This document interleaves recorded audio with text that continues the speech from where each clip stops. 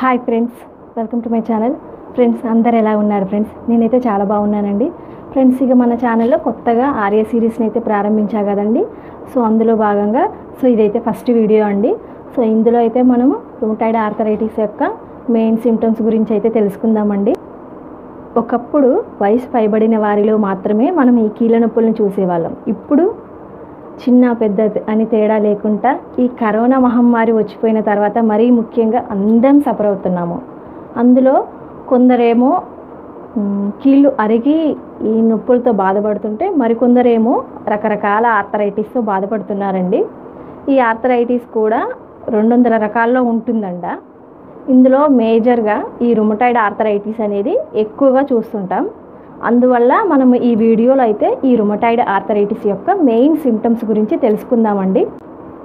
కీళ్ళవాతం, ఇది పేరుకు తగ్గట్టుగానే కీళ్ళకు దాని కణజాలానికి సంబంధించిన సమస్య. ఇది ఎక్కువగా కీళ్ళపై ఎఫెక్ట్ చూపిస్తుంటుంది. అందువల్ల కీళ్ళల్లో నొప్పి, కీళ్ళ చుట్టూ వాపు, కీళ్ళ దగ్గర ఎర్రదనం, కీళ్ళు చాలా స్టిఫ్గా అవ్వడం, ఇలా కదిలించలేకపోవడం అనేది మనం గమనిస్తూ ఉంటాము. మార్నింగ్ లేవగానే ఈ స్టిఫ్నెస్ అనేది చాలా ఎక్కువగా ఉంటుందండి. రాను రాను తగ్గిపోతుంటుంది. అండ్ అలాగే శీతాకాలంలో ఎక్కువగా ఉంటుంది, సమ్మర్లో అలా తక్కువగా ఉంటుందండి. ఇది వచ్చేసి ఏంటంటే సిమెట్రికల్గా కూడా మనకి ఈ పెయిన్స్ అనేవి ఉంటాయండి. For example right side pain వచ్చిందనుకో కంపల్సరీ లెఫ్ట్ సైడ్ కూడా వస్తుంది.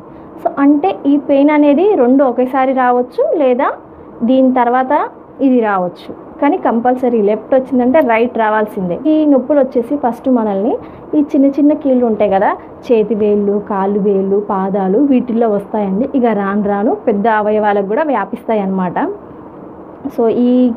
ఈ నొప్పులు ఈ కీళ్ళపై ఇంత ఎఫెక్ట్ చూపిస్తాయి కాబట్టి వీళ్ళు కూర్చోలేరు, లేవలేరు, నడవలేరు, బ్రష్ చేసుకోవాలన్నా, అన్నం తినాలన్నా చాలా ప్రాబ్లమ్స్ ఫేస్ చేస్తారండి. నరకం అయితే చూస్తుంటారు. ఇలాంటి లక్షణాలు కనుక వారాల నుండి నెలల తరబడి కనిపిస్తుంటే వెంటనే డాక్టర్ని అయితే కలవండి. ఇది వచ్చేసి మెయిన్ అండి కీళ్ళ నొప్పులని. తర్వాతకు వచ్చేసి అలసట. వీరిలో మనం ఎక్కువగా అలసట చూస్తున్నామండి. నేను వీడను నీడను నీనే అన్నట్టు వీరినైతే అలసట ఎప్పుడు వెంటాడుతుంది. కొంచెం పని చేసినా అలసిపోతుంటారు. ఎంతో పెద్ద పని చేసినట్టు ఫీల్ అవుతుంటారనమాట. వీళ్ళు ఎప్పుడు నిస్సత్తుగా నీరసంగా కనిపిస్తుంటారు. ఇంకొక లక్షణం వచ్చేసి లో గ్రేడ్లో ఫీవర్ ఉంటుందండి. మనకి ఇలా ఎవరైనా టచ్ చేసి చూసినా అది కనిపించదు, కాకపోతే వీళ్ళైతే ఫీల్ అవుతుంటారనమాట. లో గ్రేడ్లో ఫీవర్ అనేది ఉంటుంది. అందుకే వీళ్ళకి తిండి అనేది తినబుద్ధి కాదు, సహించదు. అందువల్ల వీళ్ళు బరువు తగ్గుతారు. వీళ్ళు రక్తహీనతను కూడా మనం చూస్తుంటాము. ఇంకొకటి వచ్చేసి స్కిన్ అలర్జీస్ కూడా వస్తుంటాయండి వీళ్ళల్లో. అండ్ చెస్ట్ పెయిన్ కూడా వస్తుంటుంది. ఇంకా డైజెస్టివ్ ఇష్యూస్ కూడా వీరిలో మనం చూస్తుంటామండి. ఏంటంటే ఈ ఫీవర్ వల్ల సరిగా తిండి తినబుద్ధి కాక తిన్నది శరీరానికి సరిపోక తేపులు వస్తాయో తెలియదో, లేకపోతే తిన్నది అరగక, అంటే నిద్రలేమి వల్ల తిన్నది అరగక తేపులు వస్తాయో తెలియదు, కానీ విపరీతంగా తేపులు వస్తుంటాయండి వీళ్ళల్లో. ఇది ఒక లక్షణం అన్నమాట.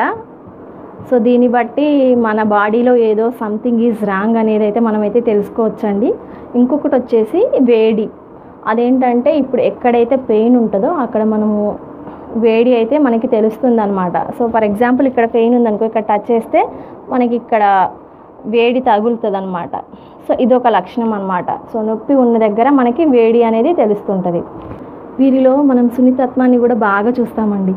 సున్నితత్వం, సుకుమారత్వం ఆడవారికి అలంకారాలు అంటారు. ఇక్కడ అలా ఎందుకు మెన్షన్ చేశానంటే ఇది ఎక్కువగా లేడీస్లో వస్తుంది కాబట్టి.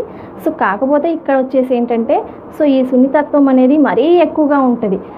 కొంచెం ఎండ, కొంచెం వాన, కొంచెం చలిని కూడా తట్టుకోలేరు అనమాట. ఫ్యాన్ గాలికి కూడా వీళ్ళకి చలి పుట్టేస్తుంది అనమాట. మంచి ఎండాకాలంలో కూడా ఫ్యాన్ వేసినా వీళ్ళకి చలి పుట్టేస్తుంది. అంత స్మూత్గా ఉంటారు. చిన్నపిల్లలు ఎంత స్మూత్గా ఉంటారో వీళ్ళు కూడా అంతే. ఎవరన్నా ఇట్లా గట్టిగా చేసినా కూడా తట్టుకోలేరు అనమాట, అబ్బా అంటారు. అంత స్మూత్గా ఉంటారండి. నేను ఈ పైన చెప్పిన లక్షణాలన్నీ మీకు వారాల తరబడి నెలల తరబడి ఉంటే కంపల్సరీగా మీరైతే డాక్టర్ని అయితే సంప్రదించండి. ఈ లక్షణాలన్నీ అన్నీ ఒకేసారి ఉన్నా, లేకపోతే ఒక 4-5 కొన్ని ఉన్నా కూడా డాక్టర్ని అయితే కలవండి. సో దగ్గరలో మీ దగ్గరలో ఏ రుమటాలజిస్ట్ లేకపోతే సో ఆర్థోపెడిక్ డాక్టర్ని కలిసినా కూడా వాళ్ళైతే సో టెస్ట్లు అయితే చేసి సో మీకు కీళ్ళవాతం ఉందా లేదా అనేది అయితే చెప్తారండి. సో మళ్ళొకసారి అయితే ఈ సిమ్టమ్స్ అయితే చెప్తున్నానండి. సో ఒకటి వచ్చేసి కీళ్ళల్లో నొప్పి, కీళ్ళ చుట్టూ వాపు, కీళ్ళ దగ్గర ఎర్రబడడం, కీళ్ళు అనేవి చాలా స్టిఫ్గా అవి కదలిక అనేది లేకుండా చేస్తుందండి. అండ్ కీళ్ళ ఇప్పుడు ఎక్కడైతే పెయిన్ ఉందో అక్కడ మనం వేడిని అయితే గమనిస్తాము. ఛాతీ నొప్పి, రక్తహీనత, స్కిన్ అలర్జీస్ ఉంటాయి వీళ్ళల్లో, అండ్ డైజెస్టివ్ ఇష్యూస్ కూడా ఉంటాయండి. సో నేనైతే ఇప్పుడైతే మీకు ఒక 9 అయితే మీతో షేర్ చేసుకున్నానండి. సో ఇవన్నీ నాకైతే ఉన్నాయండి.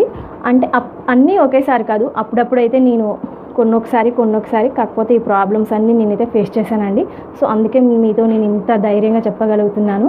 సో నేను ఏ డాక్టర్ని కాదండి, సో ఒక పేషెంట్గా అయితే చెప్తున్నాను సో నాకున్న అనుభవంతో.